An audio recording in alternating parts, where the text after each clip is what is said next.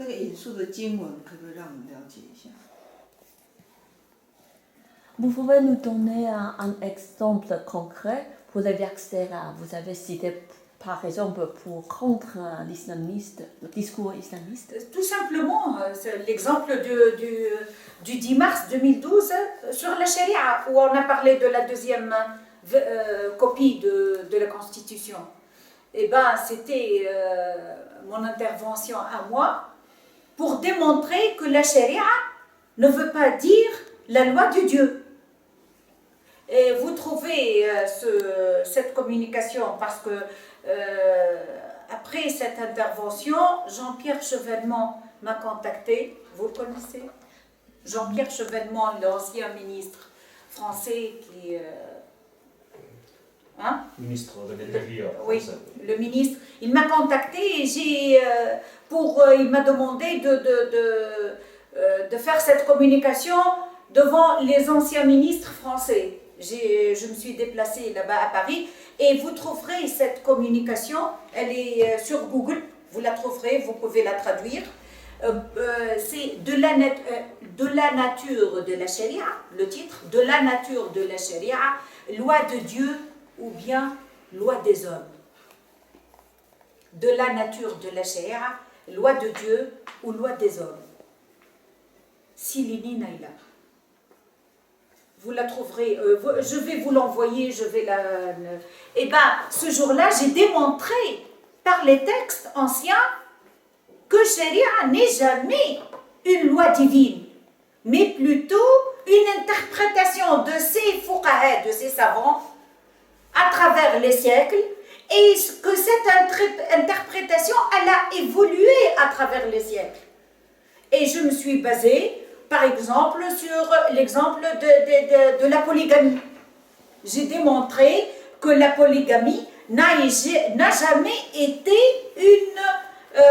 une loi divine. Et c'était vraiment pour démontrer en me basant sur le verset, ce verset coranique, et pour me poser la question, est-ce que la polygamie, ici, dans ce verset, Dieu, il parle nous ordonne de se marier à 4 femmes, ou bien il y a une ligne vectorielle dans le texte coranique. On ne doit pas se comporter avec le Coran comme si on se comporte avec c'est-à-dire le Lego ou bien le tableau de mosaïque. La seule pièce de Lego ne veut rien dire. Elle n'est présente et fonctionnelle que lorsqu'on la met avec d'autres pièces de Lego pour que l'image soit complète. C'est le même cas de la polygamie. On parle, le texte coranique, il a parlé de 4 femmes. Il a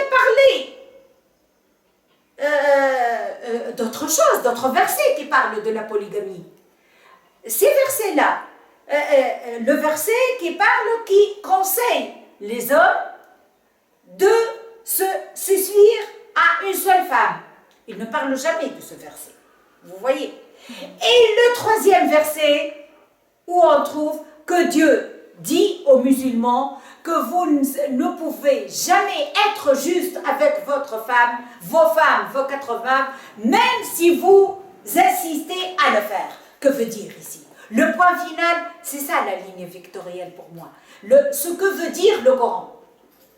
Il veut dire que l'homme ne peut jamais être fidèle, que l'homme ne peut jamais être juste entre ses femmes, alors il ne faut pas se marier aux 4 femmes. Alors, ce qu'il démontre que la polygamie existe dans le Coran, moi je dois démontrer le contraire. J'ai pris cet exemple-là. J'ai pris d'autres exemples qui sont très pointus, je ne peux pas vous les démontrer, parce que ça exige, ça demande une décortication des textes, vous voyez.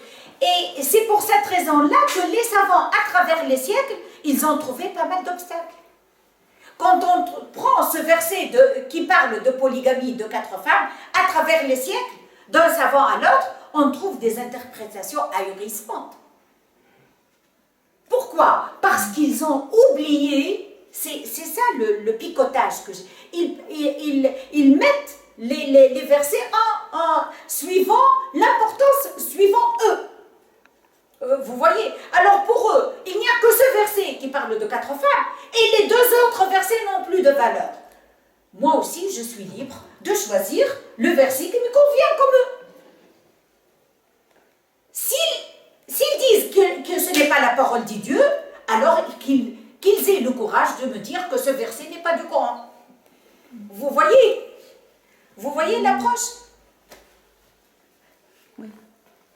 好的，就比如说，就是讲说那个2010年3月，然后在关于宪法的第2个草案里面对那个宗教法的这个讨论，我就举这个当做例子好了。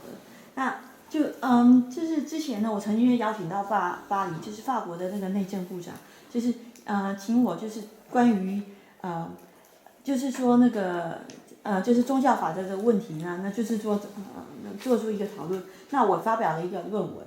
这个论文就是说我可以寄给你们，你们在网络上也找到，它的名字叫做《宗教法的本质》，它是神的法还是人的法？那就是经过我多年的研究，我的那个感觉就是说，其实宗教法它从来就不是一个神的法，它是在几个世纪以来，这些那个专家学者们的研究，然后他们往往都把自己的一些价值，他觉得说。他喜欢他方便的，就是说诠释就放在里面了。然后就比如说我以那个一夫多妻制作为例子好了。根据我对可兰经的研究，这并不是说神的意志，神去指定的一个法令，说一个男人可以娶4个老婆。那举几个例子，就是说，比如说那个。在可兰经里面确实有提到一夫4妻的这个例子，但是可兰经里面同样也有讲到说，那个一个男人娶1个老婆的这样子的那个篇章。但是关于这一点呢，就是说这些可兰经的学者就是通常就是避过不提。然后还有一个重要的那个师节，他就讲到说，就是说一个男人如果说不能忠诚的话，那他就不应该娶4个老婆。像这样子的，所以我觉得说研读可兰经有时候就像是做一个马赛克的拼贴，你必须要一片一片的这样子集合完整，然后可以就是说真的才能够了解说这部经典它是在说什么，而不是说就是说像这些所谓的专家学者这样抽出一片正义的字在说他们觉得方便的，就是去认证他们自己的这个价值观。